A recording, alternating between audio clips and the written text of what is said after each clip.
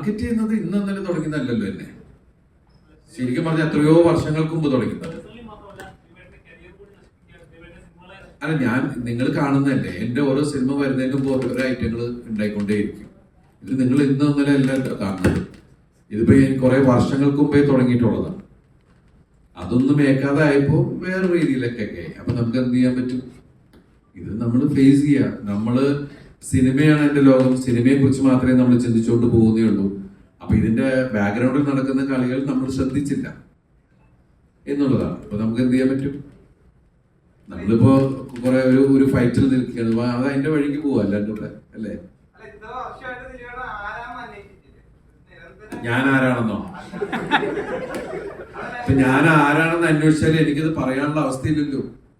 കാരണം എനിക്ക് ഒന്നിനെ കുറിച്ചും ഒന്നും സംസാരിക്കാൻ പാടില്ല.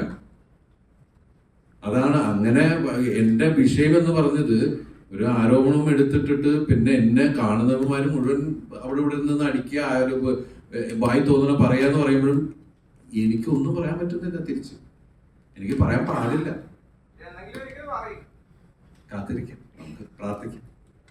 അതിന് വേണ്ടിയിട്ടാണല്ലോ ഇത്രയും പ്രശ്നങ്ങൾ ഉണ്ടായിട്ടും ഈ നമ്മുടെ ഈ ഫാൻസും ഈ ജനങ്ങളും തന്ന ഒരു ഊർജ്ജമല്ലേ ദിലീപേട്ടനെ സ്റ്റിൽ ഇവിടെ നിർത്തുന്നത്.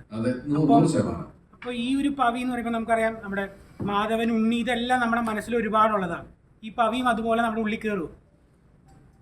അത് കയറുന്നതാണ് എന്റെ വിശ്വാസം. കാരണം പവിയെ നിങ്ങൾക്ക് നേരിട്ട് അറിയാം. നിങ്ങളുടെ മുമ്പിലുള്ള ഒരാൾ തന്നെയായിരിക്കും പവി. ഈ കെയർ ടേക്കർ എന്ന് പറഞ്ഞത് ഏതൊരു ഫ്ലാറ്റിൽ, നമ്മൾ മിക്ക ആൾക്കാരും ഫ്ലാറ്റിൽ താമസിക്കുന്നവരാണ്, താമസിച്ചിട്ടുള്ളവരാണ്. ഫ്ലാറ്റിനെ കുറിച്ച് ആ കൾച്ചറിനെ കുറിച്ച് നന്നായി അറിയുന്നവരാണ്. അവിടെ എല്ലാം ഒരു കെയർ ടേക്കർ ഉണ്ടാവും. ഈ പവിത്രൻ എന്ന് പറയുന്ന കെയർ ടേക്കറുടെ ഒരു ചിന്ത എന്ന് പറഞ്ഞാൽ ഇത് മൊത്തം ഓടുന്നത് ഇയാളുടെ തലയെക്കുടിയാന്നുള്ളതാണ്. എല്ലാവരുടെയും ഗാർഡിയനാണ് പുള്ളി എന്നുള്ളതാണ്. എല്ലാവരുടെ കാര്യത്തിൽ പോയി ഇടപെടുക എന്നുള്ളതാണ്.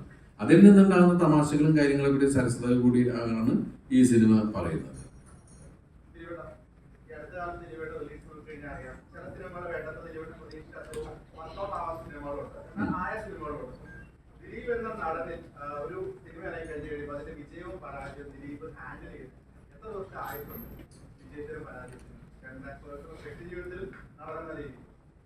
ഇല്ല, ഞാൻ പറഞ്ഞല്ലോ, വിജയങ്ങളും പരാജയങ്ങളും ഒക്കെ നമുക്ക് സംഭവിക്കുന്നതാണ്.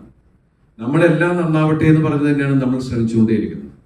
എനിക്ക് ഒരുപാട് ഹിറ്റുകൾ കിട്ടിയിട്ട് നിങ്ങൾക്ക് എല്ലാവർക്കും അറിയാം. അതുപോലെ ഇടയ്ക്ക് പരാജയങ്ങളും കിട്ടിയിട്ടുള്ള ആളാണ്. അപ്പോ കഴിഞ്ഞ കുറെ ഹിറ്റുകൾ കിട്ടി എന്ന് പറഞ്ഞാൽ ഇനി എല്ലാം അങ്ങനെയൊന്നും പറയാൻ പറ്റില്ല. എന്നാൽ കഴിഞ്ഞ കുറെ പരാജയങ്ങൾ ഉണ്ടായോ അല്ലെങ്കിൽ 1-2 സിനിമ മോശമായി എന്ന് പറഞ്ഞാൽ അടുത്ത് അങ്ങനെയൊന്നും പറയാൻ പറ്റില്ല. ഓരോ സിനിമയ്ക്കും അതിൻ്റെതായ ഒരു ജാതകമുണ്ട്. നിങ്ങൾ ഇഷ്ടപ്പെട്ട് നിങ്ങൾ നിലനിർത്തിയ ഒരു ആക്ടറാണ് ഞാൻ. കാരണം ഞാൻ കൊച്ചു വേഷങ്ങൾ ചെയ്തു വന്ന ഒരാളാണ്. അപ്പൊ ശരിക്കും പറഞ്ഞാൽ എൻ്റെ പ്രിയപ്പെട്ട പ്രേക്ഷകരും മീഡിയയും എല്ലാവരും തന്ന സപ്പോർട്ടിൽ തന്നെയാണ് ഞാൻ ശരിക്കും പറഞ്ഞാൽ ഇപ്പൊ ഈ നിൽക്കുന്ന സ്ഥലത്ത് വരെ എത്തിയിരിക്കുന്നത്. അത് എൻ്റെ സിനിമകൾ എല്ലാം ഒരേ ടൈപ്പ് സിനിമകളല്ല, പല ടൈപ്പ് സിനിമകൾ, പല ടൈപ്പ് കഥാപാത്രങ്ങളാണ്. അതിൽ ചിലത് വർക്കൗട്ടാവും, ചിലത് വർക്കൗട്ട് ആവില്ല. ഇപ്പൊ ഭയങ്കര വലിയ സക്സസ് ഉണ്ടായി എന്ന് പറഞ്ഞാൽ ഞാൻ ഭയങ്കരമായിട്ട് ആഘോഷിച്ച് അങ്ങനെ നടക്കുന്ന ഒരാളല്ല.